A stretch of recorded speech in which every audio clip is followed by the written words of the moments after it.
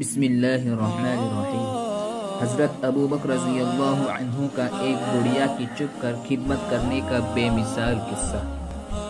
صدیق اکبر رضی اللہ عنہ نے اپنے دور خلافت میں غریبوں، ناداروں اور بیواؤں کی خدمت کرنے کے لیے آدمیوں کو مقرر کیا ہوا تھا۔ ایک مرتبہ حضرت عمر رضی اللہ عنہ نے وہ فہرست دیکھی تو ایک بڑھیا کے نام کے سامنے اس کی خدمت کرنے کے لیے کسی کا نام نہیں لکھا ہوا تھا۔ حضرت عمر رضی اللہ عنہ سمجھے کہ شاید یہ کام کسی نے ذمہ نہیں لیا۔ انہوں نے دل میں سوچا کہ ان کا کام میں کر دوں گا۔ چنانچہ اگلے دن فجر کی نماز پڑھ کر اس عورت کے گھر گئے تو دیکھا کہ جھاڑو بھی دیا ہوا ہے اور پانی بھی بھرا ہوا ہے۔ پوچھا، اماں یہ خدمت کون کر گیا ہے؟ کہنے لگی کہ کوئی آتا ہے اور وہ پانی بھی بھر جاتا ہے اور جھاڑو بھی دے جاتا ہے۔ مجھے آج تک اس کے نام کا پتہ نہیں ہے، نہ میں نے پوچھا اور نہ کبھی اس نے بتایا ہے۔ انہوں نے سوچا کہ اچھا میں اگلی مرتبہ فجر سے پہلے آ جاؤں گا۔ جب فجر سے پہلے گئے تو دیکھا کہ سب کام ہوا پڑا ہے۔ پھر انہوں نے سوچا کہ میں اب تہجد پڑھتے ہی آ جاؤں گا۔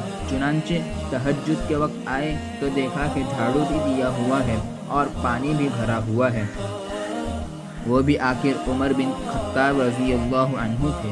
کہنے لگے کہ اچھا میں کل دیکھوں گا۔ چنانچہ انہوں نے اگلے دن عشاء کی نماز پڑھی اور راستے میں ایک جگہ چھپ کر بیٹھ گئے تاکہ دیکھ سکوں کہ بڑھیا کے گھر میں کون جاتا ہے۔ جب آدھی رات کا وقت ہوا اور اندھیرا گہرا ہو گیا تو دیکھا کہ ایک آدمی جس کے پاؤں میں جوتے نہیں تھے، ننگے پاؤں آہستہ آہستہ چلتا ہوا اس بڑھیا کے گھر جا رہا ہے۔ حضرت عمر رضی اللہ عنہ اس کو دیکھ کر کھڑے ہو گئے اور پوچھنے لگے، من انت؟ تو کون ہے؟ جواب ملا، میں ابو بکر ہوں۔ حضرت عمر رضی اللہ عنہ حیران ہو کر پوچھنے لگے، اے امیر المؤمنین، رات کی تاریکی اور تنہائی میں کیا آپ اس بڑھیا کی خدمت کرنے جا رہے ہیں؟ اور پھر پوچھا کہ آپ کے پاؤں میں تو جوتے بھی نہیں، اس طرح ننگے پاؤں کیوں چل رہے ہیں؟ حضرت ابو بکر رضی اللہ عنہ نے جواب دیا، عمر، میں نے اس لیے جوتے نہ پہنے کہ ایسا نہ ہو کہ میرے پاؤں کے جوتے کی آواز سے کسی سونے والے کی نیند میں خلل آ جائے اور کسی کو میرے اس عمل کا پتہ چل جائے۔